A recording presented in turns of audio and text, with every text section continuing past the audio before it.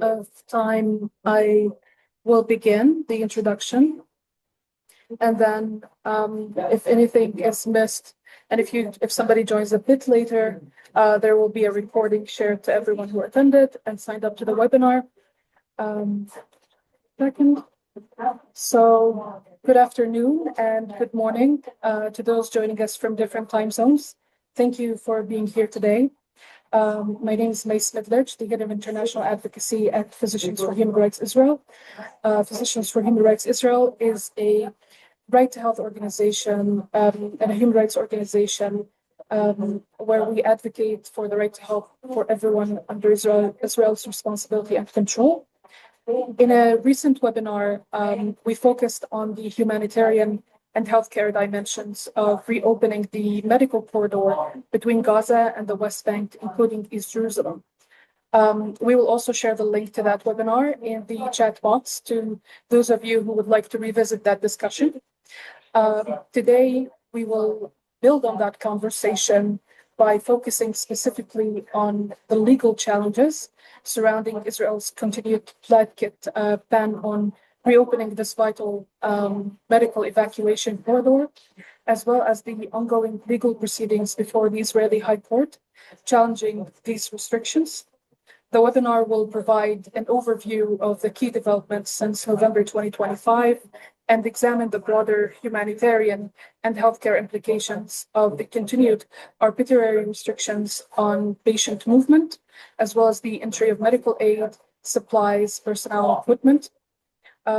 We're joined here today by experts on this issue, who will help unpack both the legal and humanitarian dimensions of the current situation.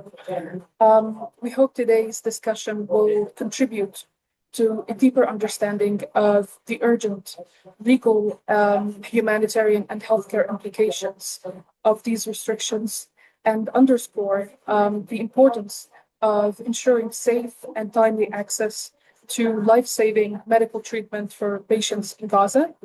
There will be a Q&A session following the presentations, so we encourage you to submit your questions throughout the webinar using the Q&A function. We will begin with Karen Shavit.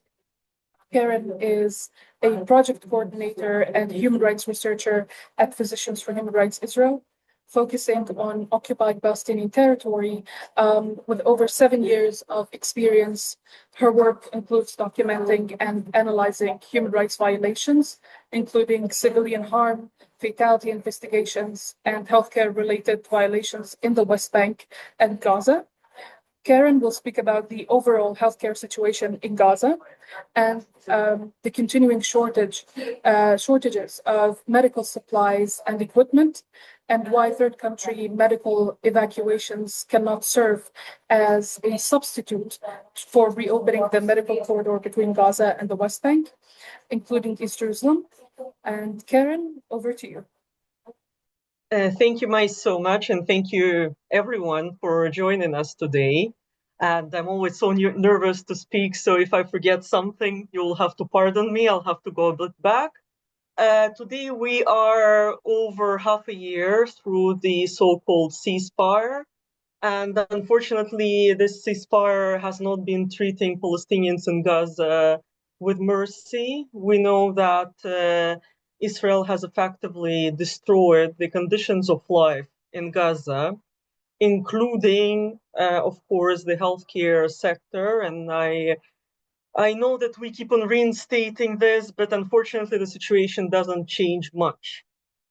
I know that we hear a lot that the aid flow is there, right? The aid goes in, but somehow still the healthcare sector didn't manage to rehabilitate itself. And this is because the current condition that Israel is creating around the aid doesn't allow to create this uninterrupted supply chain that is needed to rehabilitate the healthcare sector.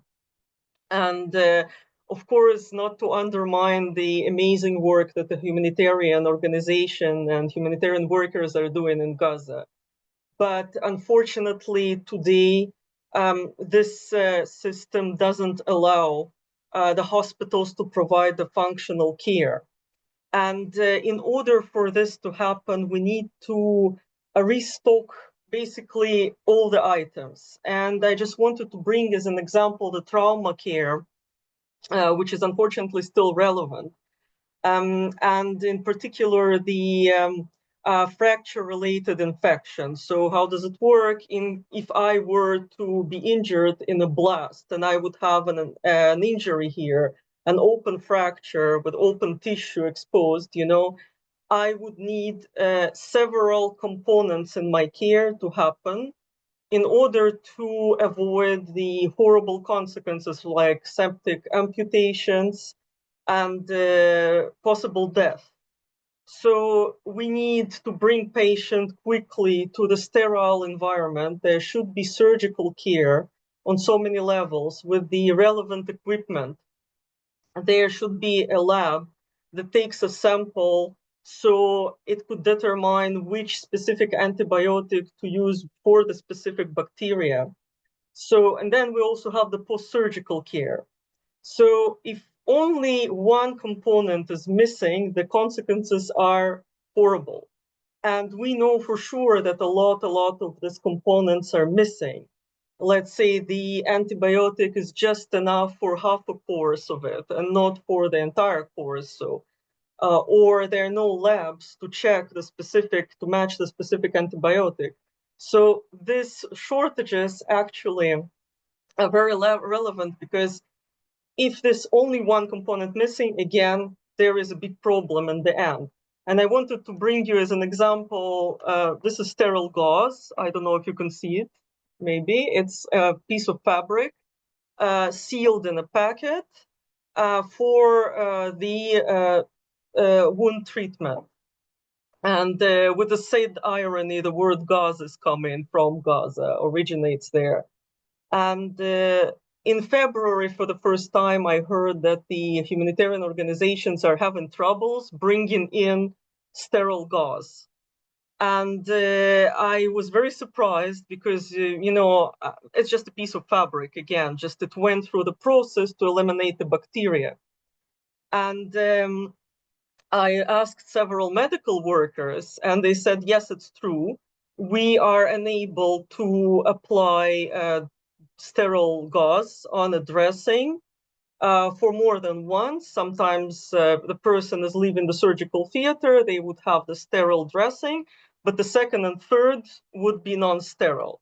And this is a catastrophe. We're speaking about a piece of fabric, really, and the shortages are of such nature are in all the branches of the medicine at this point.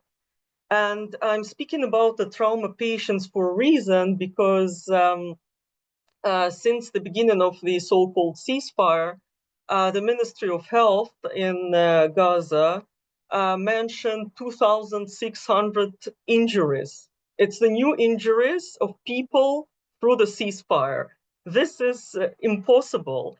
And while the medical evacuations that occurred to the third countries since the beginning of the ceasefire, so through the same period of time, are now standing on about 1,500 patients. So there were more patients injured than evacuated. And there is the list of 18,500 patients of WHO. And these patients are waiting, they're trapped in Gaza because there's no other way to say it.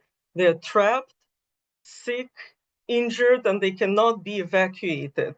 This is a preposterous amount, and Israel is expecting the third countries to accept 18,500 patients. Each one of them is going with at least one companion. 37,000 people are expected to be displaced. And no country would accept so many patients. Of course, again, we appreciate every effort. Every life is precious and sacred. And every effort, and I know how hard it is to evacuate each person, but realistically, it's an impossible scenario. And whenever we're speaking about 18,500 people, it's only an official list of WHO. There are more people who didn't meet the criteria, who are about to get sick. We know that even in the best possible environment, people are getting sick all the time. In Gaza, people live in tents next to waste. They live now with rats and mice that are everywhere, and we know that every season brings another issue. And unfortunately, again, and I would stress it out again, it's been over half a year through the ceasefire. And therefore, we are calling for two important things that need to happen. First of all, the complete and full restock of the entire healthcare facilities in Gaza. Not one part arrive in another part not arriving. We need everything to be unlimited, and it has to come all the time. So the physicians shouldn't be making an impossible decision which patient is getting the antibiotic and which patient is not getting the antibiotic. This is not something that should be happening. And even with the restocking, that wouldn't be an ultimate solution. It would really just bring some relief on the patients. The second thing that should happen, of course, is the reopening of the humanitarian corridor from Gaza to East Jerusalem, West Bank. And it's very important to stress out there are Palestinian hospitals. We are basically asking to allow Palestinians to visit Palestinian hospitals. Just like in any other country, in America, you're supposed to be allowed to visit American hospitals. This is as simple as it is.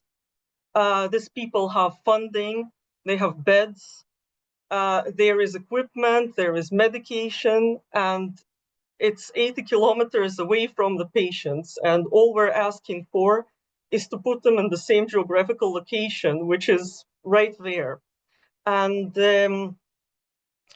these are the two very important points that should happen. And we've been asking for them for already a very long time. And my colleagues would tell you in a bit about these efforts. And thank you very much.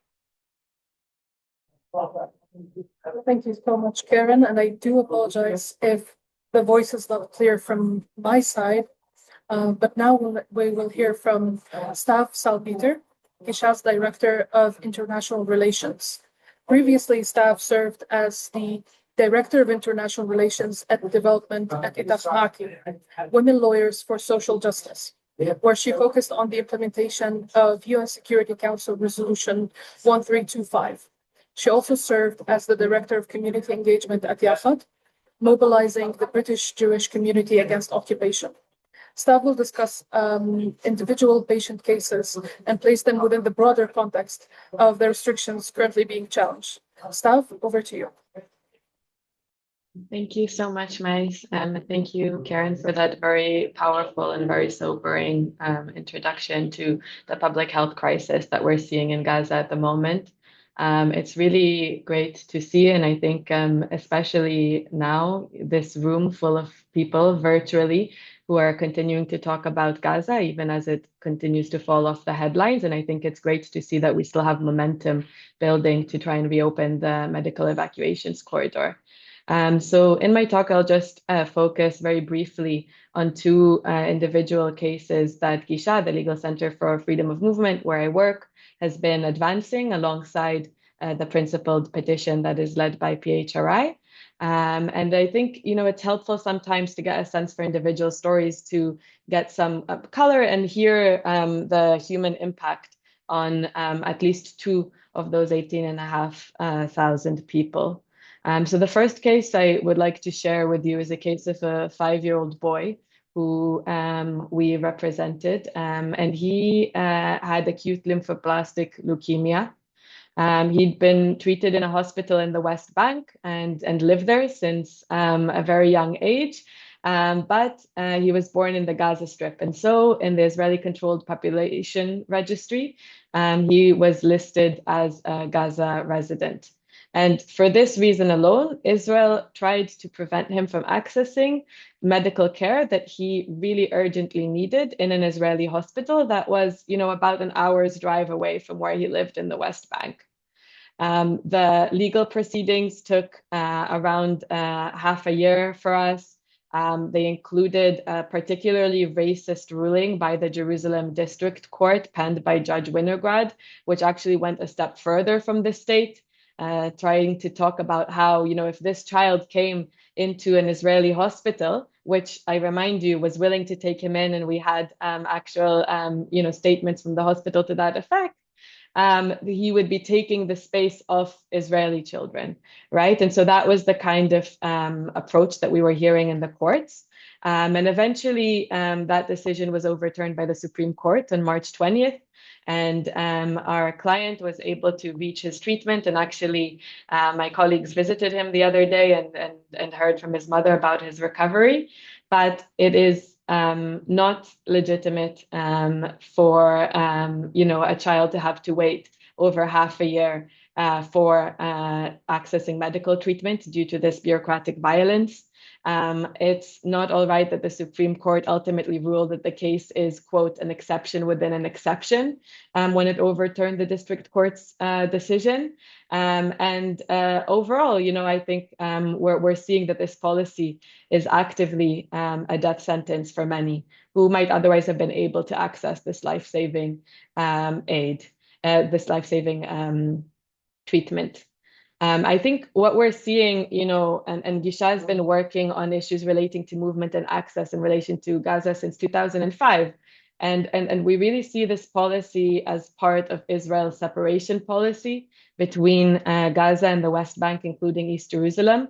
I think, what we've been seeing is that this relates not only to issues relating to medical evacuation, but also family reunification, studies, participation in public events, and so on. And I think, this is relevant to the international community here because of the motivation, right? Because the ultimate aim of this separation policy is to prevent the establishment of a future Palestinian state. And I think, what's also important to note in this context is, as Karen, very in a very comprehensive manner detailed out, is that what this policy shows is that Israel is not upholding its obligations as an occupying power in the Gaza Strip, and is ultimately, through this policy, making Gaza uninhabitable for its population. Talking to an NGO colleague the other week, my colleague heard him say that it's much cheaper to kill people with bureaucracy than with bombs. And so that's what Israel is doing in this instance. And I would like to end with another case of a client of ours. And Timur, maybe if you can share the photograph I sent as well.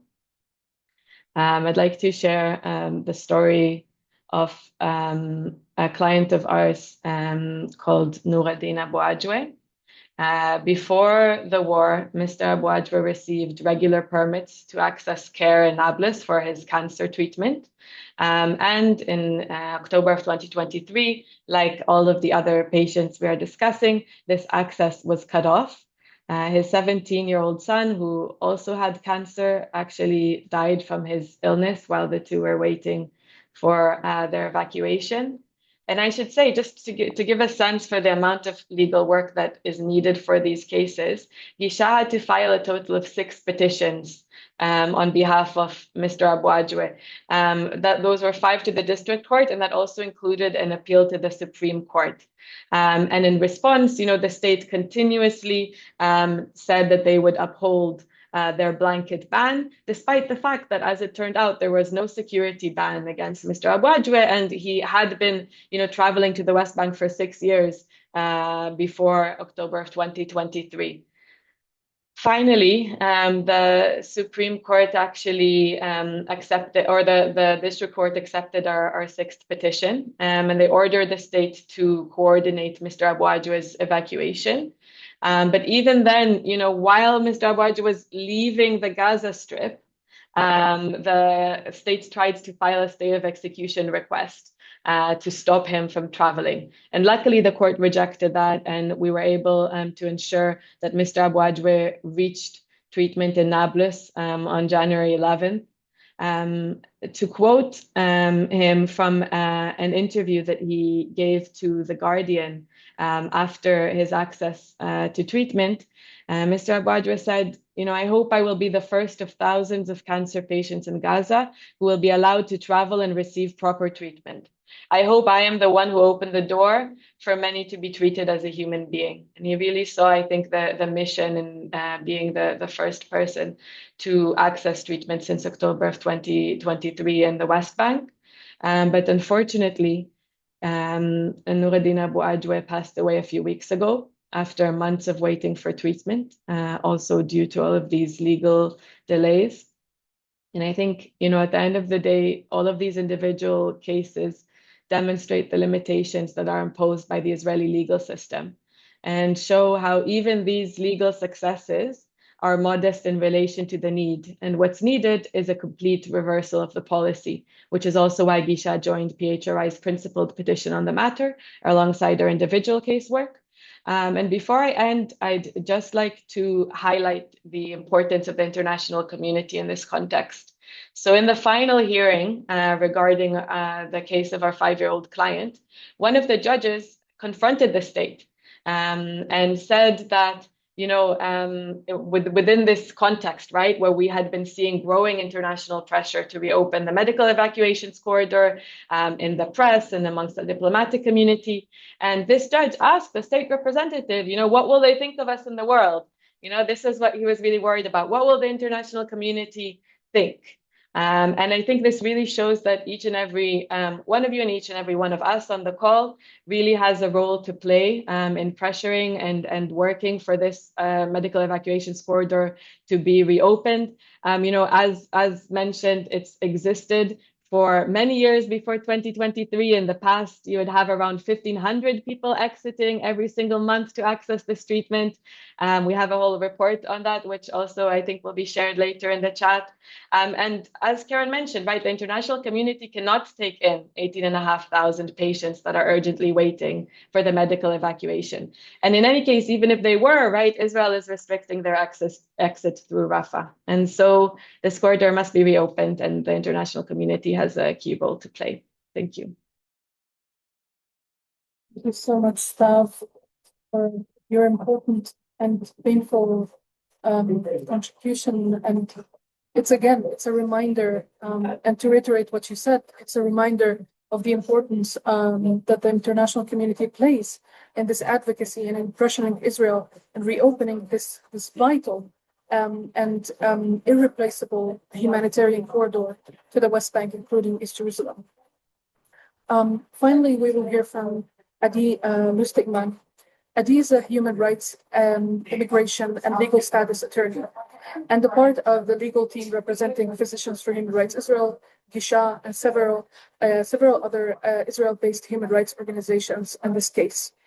Adi will provide a legal briefing on the petition and on Israel's obligation under international and domestic law to allow critically ill patients access to life-saving and essential medical treatment. Adi, the floor is yours. Hi, hello everybody, and thank you. Also, thank you very much, Karen and Stav, for your review and heartbreaking details that you shared with us. Even though I'm aware of this material, it still break my heart to hear it every time, like so in concentrated way.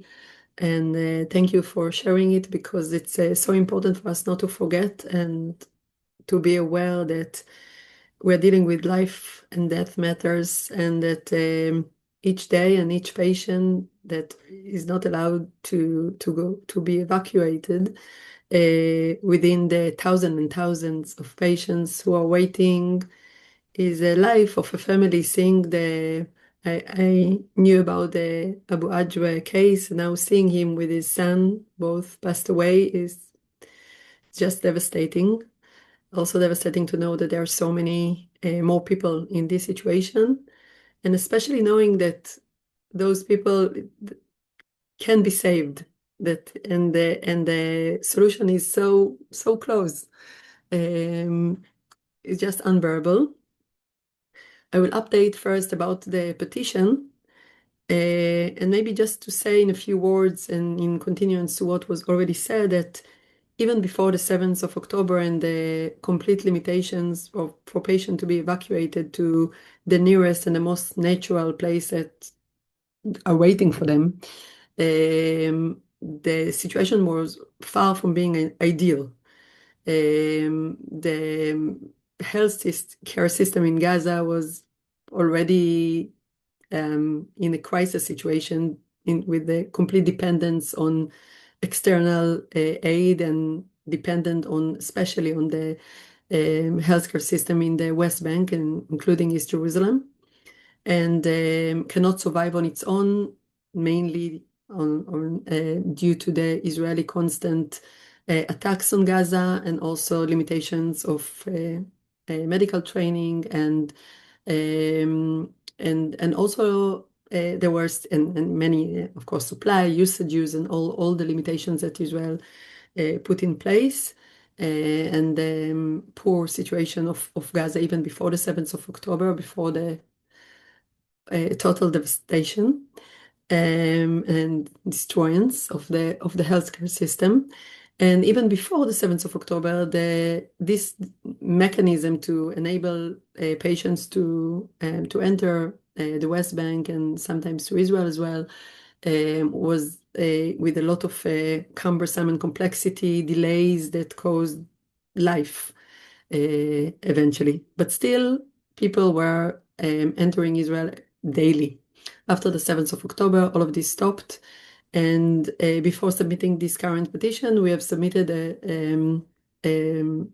a former petition where we initially asked for Israel not to ban the evacuations of patients for third countries and also to the West Bank and Jerusalem. But we focused eventually on the third countries with the hope that at least when it was more adjacent to the 7th of October, thinking that it might be a realistic solution at the time, and something that we can expect from the court to help us with. And indeed, in the realm of that petition, the state declared on a mechanism enabling people to be evacuated to third countries. But unfortunately, when time passed, we faced the reality that just numerous people could be evacuated, and not enough for even near the need of the patients in Gaza. And with the situation there, as Karen described, and was also demonstrated by Stav. And this is why we have submitted in November 25 the current petition, realizing that there is no other way for the 18,500 people, and we know that there are, as Karen said, more than this number, that are in desperate need to be evacuated, that are in a dangerous situation for their health, irreversible health situation, and for their lives. Seeing people who did not survive, as was demonstrated in the Abu Adwa case, just not survive the wait.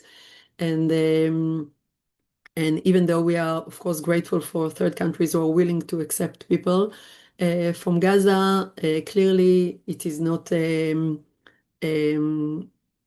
solution for the thousands and thousands of people who are waiting, and it just not happening in reality. And this is why we have submitted this petition. Eventually, the courts, after granting several extensions to the state, set a hearing on July 2026, which was disconnected to the issue of life and death. And this is why we, during the wartime, we asked for the court hearing to be advanced. And indeed, it was landed to a judge that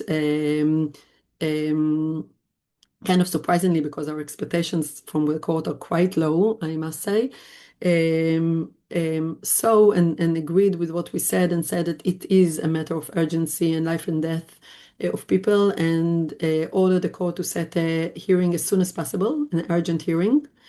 And indeed, the court set the hearing a few days after, which was in the time of the war. Our request was in the time of the war, and the court decision to set the urgent hearing was at the time of the war with Iran, I mean. And the court hearing was set to the 30th of March this year. But when we arrived to court, to our kind of surprise, I'm saying surprise because again, we do not have very high expectations from the court. We are doing whatever we can with our low expectations because we cannot just sit there and watch the situation. So we will get the aid of anything, any route that we can have to try. But still, we were not inviting to this hearing to face what the judge told us that was actually, what are you doing here? It's wartime. What do you want from us? This is actually what the judges told us unanimously. And it was a surprising reaction by the court because we have submitted several petitions during wartime. We thought that with all the criticism that we have, the limitation that we are aware of the court, the political situation, that still it is clear that when there is a life and death matters, and unfortunately the war produces many of such matters, it is at least realistic to apply to court. And even if substantially the court decided, I will get to the international law arguments that we have just briefly because we don't have enough time for this. But I can argue if there is an occupation in Gaza or if there isn't an occupation in Gaza. Of course, we think that it's clear, at least now, there cannot be any argument that Israel is in full control of Gaza, at least at the respect of the medical care evacuation, medical care situation, the healthcare institution and situation inside of Gaza, supplies, all of the things that affect the health situation in Gaza. So for that effect, we don't think it's possible to say that Israel is not in control, but it is. We know that the court is not in the state first, and then the court is not do not agree with us necessarily about this. But the mere fact that we can apply and come to a hearing where we were invited to and for the hearing to take place was a kind of surprise, at least to me. Maybe I should not be surprised, but I still, after so many years, I was. But the court did say a few things. One was that those issues are important, that needs like substantial reply by the state. And even if not now, it's not never, I guess, the right timing. And second of all, the court says in its decision that despite the Ministry of Defense policy that Stav described to ban completely any evacuation of people from Gaza to the West Bank and East Jerusalem, the state should review individual cases that are coming in front of them, which means that if before, when Gisha came to court and still need to dedicate a lot of the court time to just argue if there is even like the court is even allowed to address these issues, and after the Ministry of Defense didn't even want to look at it, or Kogat didn't even want to look at the cases before. So the first time it was addressed was by the court, and depends on the mercy of the judge and who the judge is. For example, in one of the two cases described by Stav, one of the judges understood a human situation, although it was after like in the sixth time that this case was brought in front of him, whereas the other judge just quashed it and said that the legal situation doesn't allow him to interfere. There is no reason to interfere. As Stav said, it will be on the expense of Israeli children, as Israeli children are more important than other children. With the total disregard to the international law obligation, also to the domestic law obligations of the State of Israel. I will touch now briefly on this obligation of the state. Of course, we said, and most of, I think, the international committee agreed with us that Israel has an obligation by international law, by customary law, and also by treaty law that Israel is signed and accept, and some of them are also part of the international law, to care, to responsible for people who are civilians population in Gaza, even if not by the occupation law, then at least by the Geneva Convention and by the military armed conflict law, that even under the limiting narrow aspect of what the international law expect from states that are in control, and even if the control is not as we describe it, as the state describe it, as more limited, still there should be no question that there is responsibility for civilians that do not have medical care in Gaza and in need of medical care. Unfortunately, going again and again to the Supreme Court and facing with the state answer, we see that where is the court and also the state do not disagree in disagreement that the customary law is applied on Israel. They say that the international law does not mean that does not govern or does not prevail the security risk that they claim that exist and apply on these matters as well, even if it's a 5 years old, even if it's just to consider and to review the case and then decide if there is in this specific situation security grounds or not.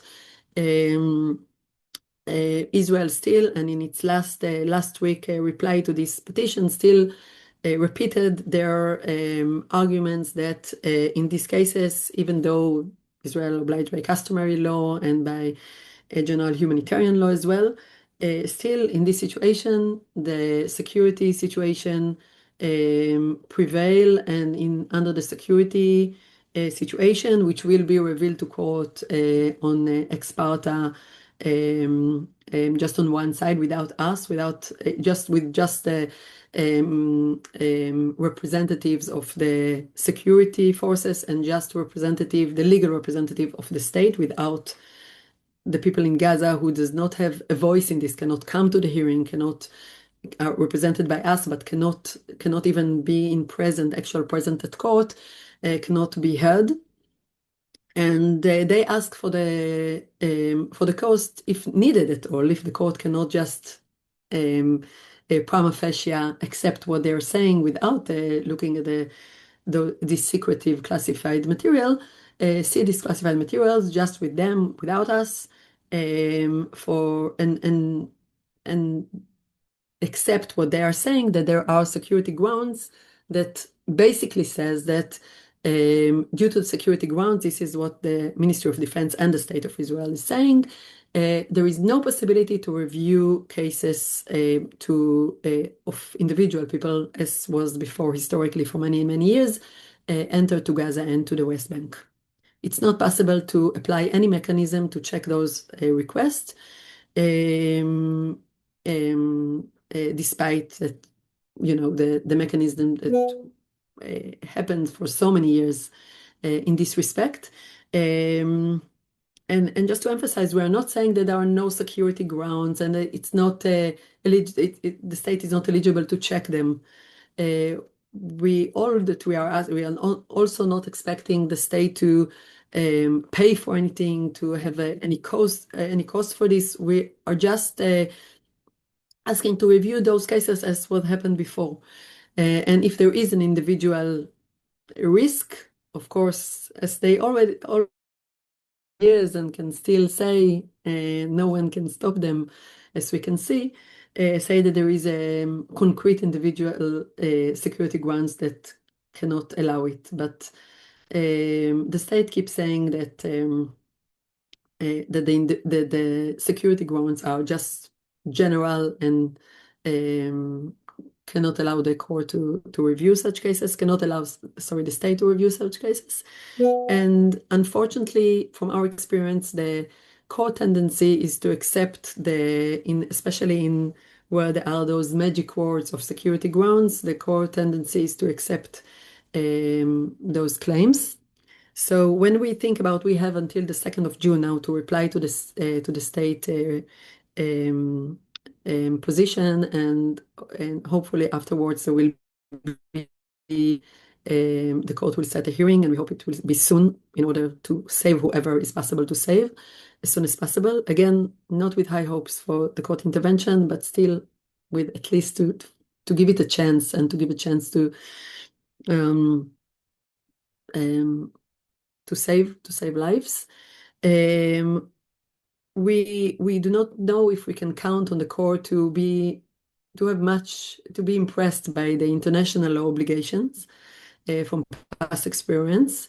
So at least hope for the court to look at domestic court, which international law, the customary international at least, is part of the domestic court, but also the basic law of dignity and liberty. That and the general domestic law of Israel obliged the state to look at the individual case. And we hope for the court to realize that when we're talking about the individual case, it must be a clear position for the state, that the individual case cannot be like the situation right now, that when you go to court, when there is like a general ban from going, but it should be regulated, that individuals can go and apply with at least similar mechanism to the one that was that existed before that. And because of the limitation of the courts, and now I'm joining what Stav said and what Karen said, because we know that the basic assumption is to accept the state arguments about the security grounds, and because we are in such position that we are going to court like in blind eyes, like we and tied the hands and blind eyes without seeing those, without the adversarial usual way that enable us to argue against the arguments that are revealed to us. And with all the basic limitations that I've just described, we do think that help by you will be of utmost help in this situation. Anything that you as an international community can do to help, and I also really appreciate your solidarity in even participating in this meeting and caring about this. But any help that you can think might be that you might do in many approaching the Israeli government or voicing your opinion in the media, or anything that you can think about that can be of support of this cause would mean the world in this situation. Thank you. Thank you so much, Adi, for your presentation and for your incredible work. And again, thank you everyone for joining us today. This discussion serves as an urgent reminder of the current humanitarian healthcare situation and the critical importance of reopening this corridor and allowing the unrestricted humanitarian and medical aid into Gaza, and allowing the patients to go to be treated in the West Bank, including Jerusalem. We do have many questions, and I'll ask them and to our panelists. And I'll start with the question, which is, when is the court case set to resume? I'll ask a few questions at a time. I think that'll be better in terms of time management. And the second question is, what are we expecting with Israel's next reply? And the third question is, will this reply be a final decision on reopening the medical corridor? And the fourth question is, what type of advocacy would be most helpful at this moment? What should the international community and our partners be asking of member states to do? I'll open the floor to you.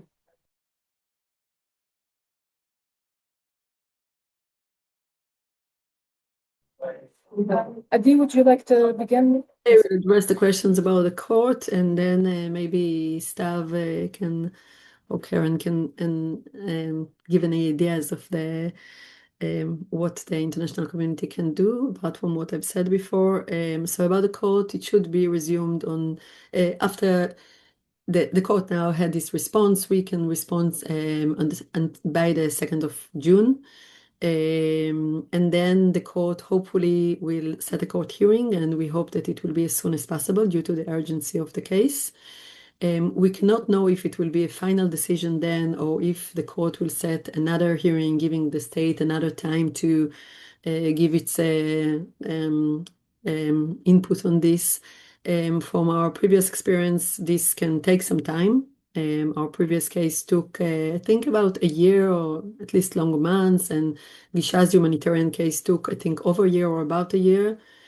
So this, because the court is quite reluctant to interfere in matters that consider to be like a government decision, political decision, they play with it as they want, and with all the delicacy of the general legal situation in Israel, the legal and political situation, we can really don't know at this stage how quickly the court will decide to regulate this case.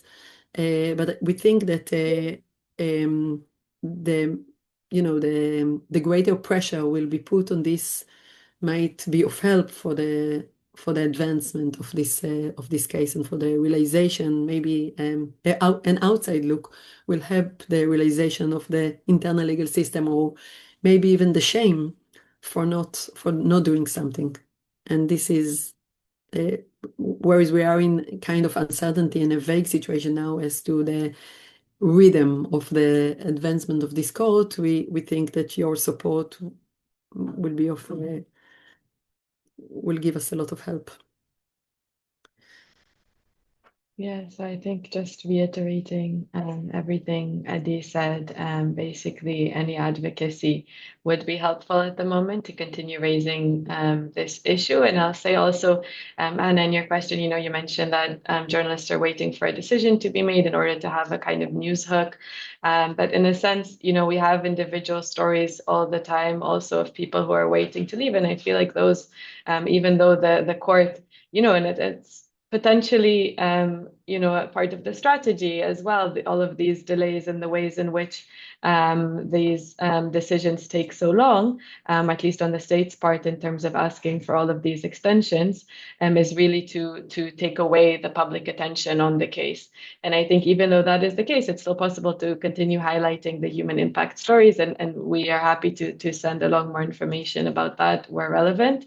I think, in terms of what we should be asking member states to do, it's just to continue raising this with the Israeli authorities every time they meet on related issues. I think, I've heard from colleagues in the diplomatic community who did reach to the foreign ministry, who then tried to guilt trip them, why aren't you taking more more people into your own country? And I think it's important to continue emphasizing that this is actually an international legal issue. This has to be open, and there just isn't capacity internationally to take in these 18,500 people.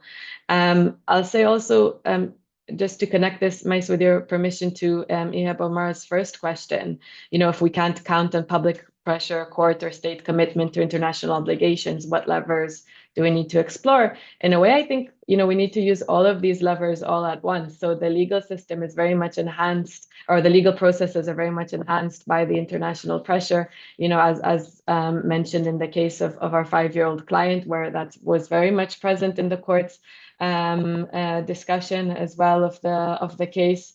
And also, we have seen international pressure work with access issues quite recently.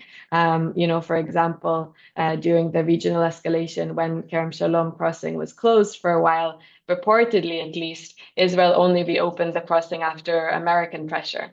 And so I think that, all states can continuously raise this issue vis-a-vis the Israeli authorities, and also potentially in meetings with the American authorities, who Israel tends to listen to more sometimes.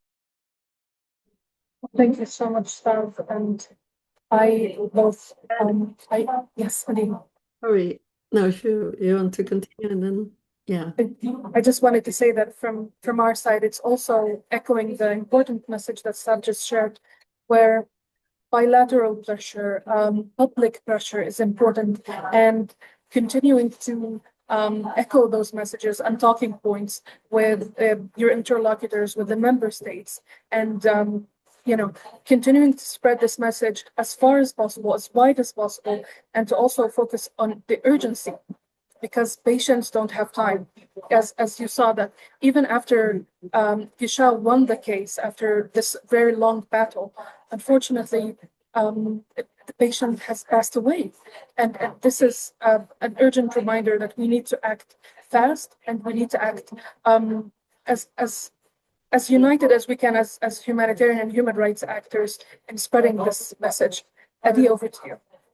Yeah, I just wanted to add that the fact that from 18,500 people that are waiting for so long, just 2 people could have been evacuated through legal battles, long legal battles. One of them was evacuated and then passed away. I think it's a horrified fact to know, and to pass on to anyone who is like willing to hear it and willing to aid, and also the merely like a few hundreds of people that were able to be evacuated to third countries from those thousands and thousands of people who are waiting for so long. Some of them we personally in the organizations accompanied and were waited for their evacuation and saw them dying. One of them, like one baby that died recently, her sister died during this period. Like people are constantly, including children, more than 4,000 children out of those numbers are dying daily when they can receive medical care like in a few steps from them.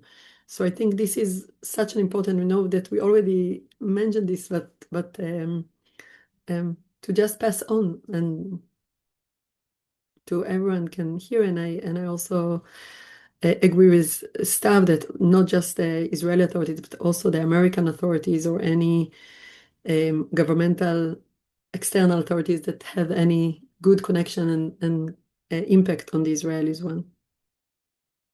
I just wanted to add, thank you, Adi, and to explain this ratio of whenever we're saying the list of people who are going to need the medical care is going to grow, it's not the speculation. We know that this list about several months ago had, I think, 16,500 people, and just a bit before that, 15,500 people. So the list is actually growing. And just to answer the question about if it's going to be helpful to contact the medical associations, the local and international, yes, of course. And first of all, to make them aware of what's going on. I think whatever you can do to share all this information, to make it loud and clear for as many people, especially medical professionals, because their colleagues in Gaza right now are fighting for each life without any tools. And I can only imagine how impossible is it for a medical professional to make those decisions when you have such a limited equipment or medication. Who is going to be the patient to get at least this minimal care? And I think this is very, very important. This is very helpful. And of course, we wish we had more voices from the Israeli physicians. And we know there are a lot of obstacles for a lot of people to speak out. We do, maybe Adi would like to elaborate on that, but there are Israeli physicians who requested to join our petition. And we wish there were more and more voices, of course.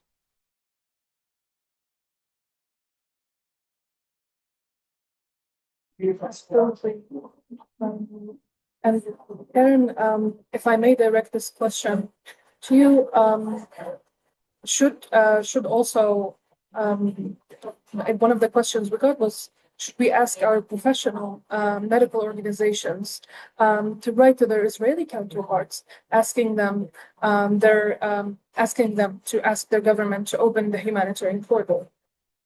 Exactly. I think this is very, very important. I think this is crucial, again, to inform. Unfortunately, we see the information flow inside of Israel doesn't work exactly the same way. Sometimes people abroad are more aware of what's going on than their colleagues inside of the country.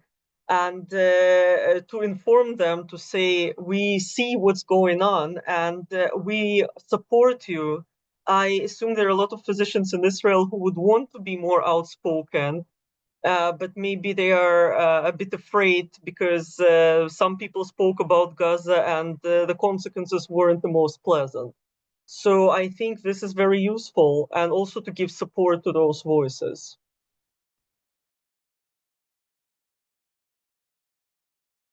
Thank you so much, Karen. And I believe that there's a question that we have gotten repeatedly was for humanitarian and international organizations, how we can help. And we've received this question or this type of question many times. And as we said, being reiterating those messages and being also on the public advocacy side, being as loud as possible, because as mentioned by Stav, Adi, and Karen, it's important that this is not really swept under the rug, and with everything that is happening, it's not really forgotten, because it's important to keep calling for this message as more than 18,500 patients await urgent medical evacuation, and more than 4,000 of these patients are children.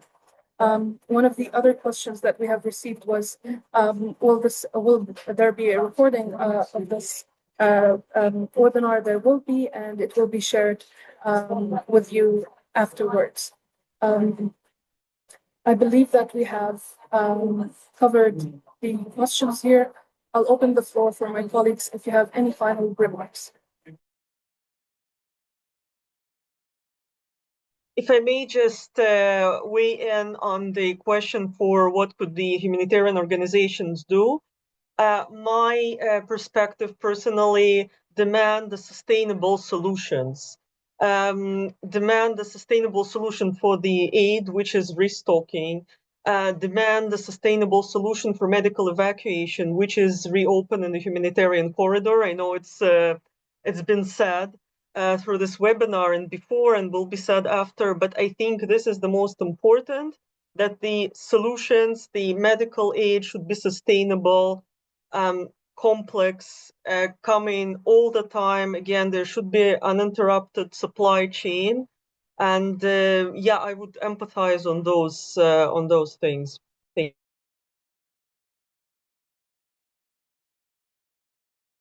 So I think that about the medical corridor,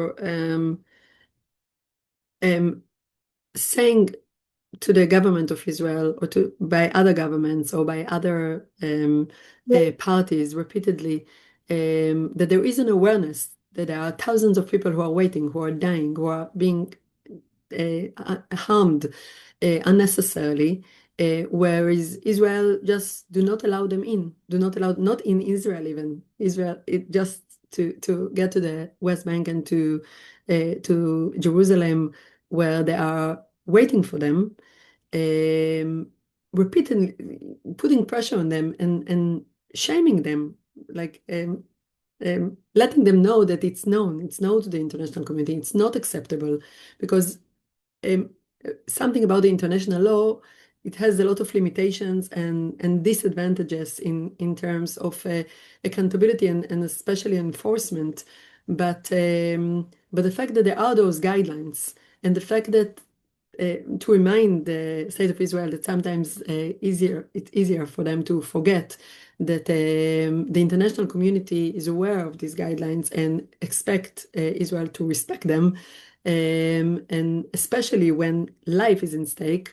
I think it's so important just to repeatedly let them know that you know and that you demand them to act in accordance to international law. I think it could have an impact. Yeah, I think definitely agree with everything Karen, Adi, and Mais said. I think that this is really a no-brainer. This medical evacuations corridor existed before. We're seeing people dying, all on a regular basis now because of it. And I really think I'd just like to end with saying thank you again to all of you for coming and continuing to raise this. Please don't give up. Many people's lives are on the line.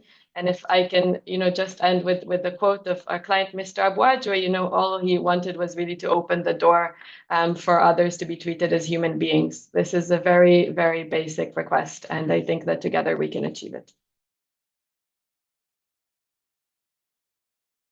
Thank you all so much for joining us, and thank you to our panelists, and also thank you to our many partners, local and international, who have been helping us spread this message and have been helping us both in private and public advocacy. Really appreciate your work. As we said, this webinar is recorded, and we will share it with you afterwards, and we'll share everything, the one-pagers, reports, and updates with you as well. Thank you so much for attending, and our emails are also included in the chat box. If there are any questions that we have missed, or if you have follow-up questions, please feel free to reach out to us. And again, thank you so much.